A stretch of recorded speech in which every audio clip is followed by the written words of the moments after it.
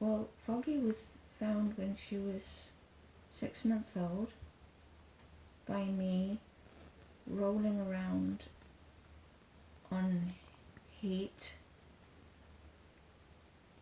which I didn't know at the time, but I do now. I just thought she was a very sort of silly, loopy cat, and it was right outside a hospital in our neighbourhood by some shrubs, and there was a guy sitting with her, stroking her, and I asked if it was his cat, because I was already rescuing then. I had 4 cats at home, so she became number 5, and he said it wasn't his cat, and I asked him if he would mind awfully staying with her, and I ran like the clappers to my house to get some food, and she ate it really hungrily, and I cursed myself and ran back to the house to get a carrier, because I didn't see another way of making this right, because the guy said he didn't want to take her. Even though he loved cats, he was happy to help me for those 10 minutes. So I stuffed her in the carrier. It was as easy as anything.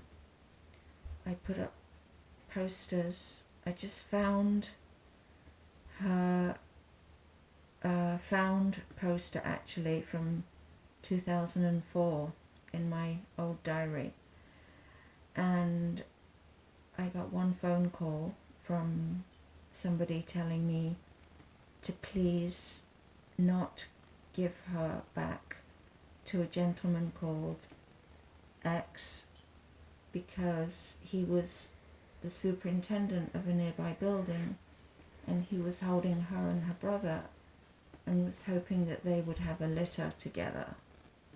So I didn't need any more information. Mm-hmm. I tore down all the posters and I took her in to be spayed. And it was in the old days before snap tests were instant, like pregnancy tests are.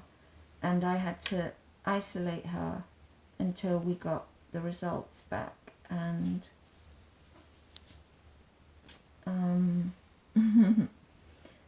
and in that time, I had thankfully a corridor. She was really comfortable there. It was cozy, and then I got her spayed. Everything came back negative, and I integrated her into my household. And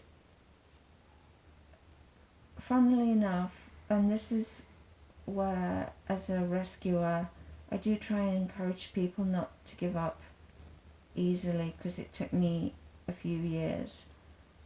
She was bullied by Valentine, one of my first 4 cats, and he really didn't like her, and she just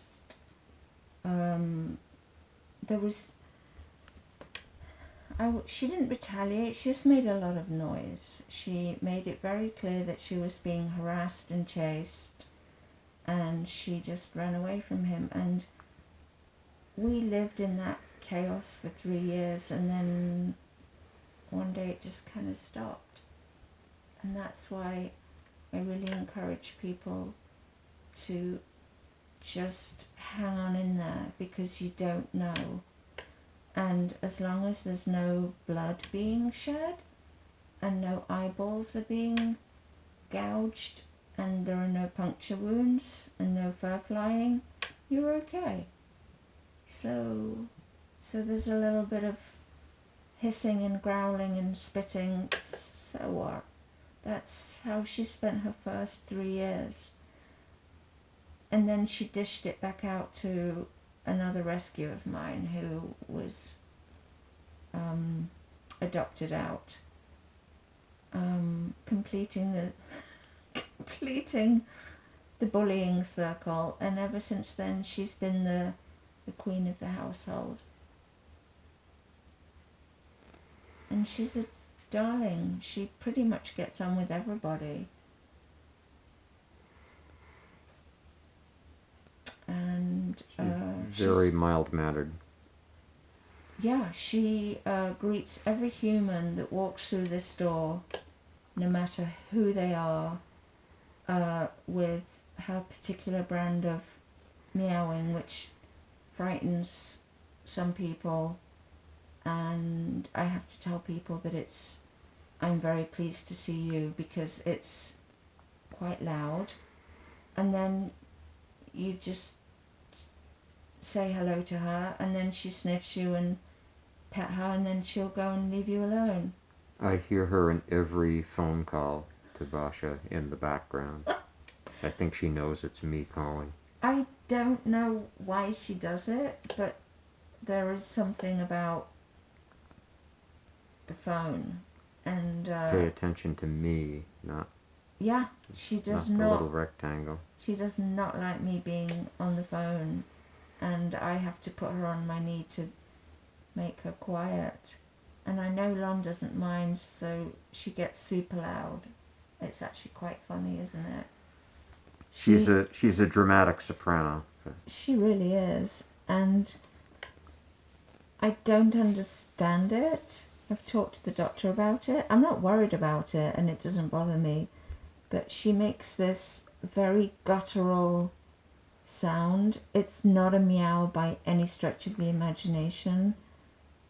It sounds like it's from another world. Yeah, actually, I take that back. She's more of a mezzo-soprano.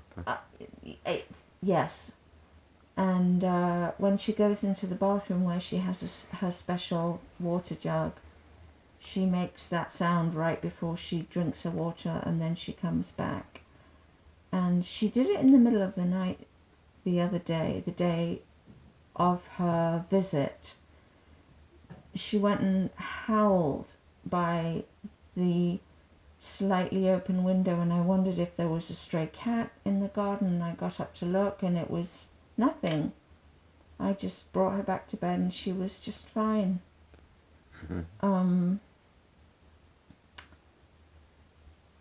Right? And she will vocalize after she's eaten, and I am sitting at my desk where I have my breakfast after they've all eaten, and I have to make sure I know what it is she wants. And sometimes all she wants is for me to put something soft and fuzzy on my knee, and she jumps on my knee. And sometimes she wants me to get the rest of her breakfast out. So she's an emotional eater. She likes me to be near her, and she likes quiet when she's eating. So I just watch over her, and then when she's finished, I put away her unfinished breakfast for 30 minutes, and then she'll come back for it. And funnily enough, the doctor that treated her said that her old girl is exactly the same. She'd be happy to be fed, what did she say, twice an hour? I think twice an hour. Yeah, I think Foggy would like it if I could feed her about 10 times a day. I think it probably ends up being 6 times a day. And she's also picky about what food she eats, so I make sure that I have all the different foods that she's ever liked available. Because one of the things that I feel very strongly about is when people say, oh, if the cat's hungry enough, they'll eat. That is not true. It's simply not true, and she's a very fine, slender example of that. And she needs encouragement, and sometimes, well, Lon and I have been discovering fairy dust to sprinkle on food. There was a couple of foods that will crumble on top of their wet food, and if it encourages them to eat it, great, I'm all for it. And it's used as treats or as a topping for regular food. So that's little Miss Foggy. No complaints now. She's quite satisfied. She would be happy to be there until you have to get up or until she fancies a snack. Is she purring or is she quiet? She hasn't purred for a while. Once she got more relaxed, she Yeah. stopped purring. Yeah. Yeah, this is what we do. She'd like me to do this every afternoon for a couple of hours, which is just not possible. And also, I know it's not about me, which we have demonstrated before, because you're there and you were there with her and Byron, so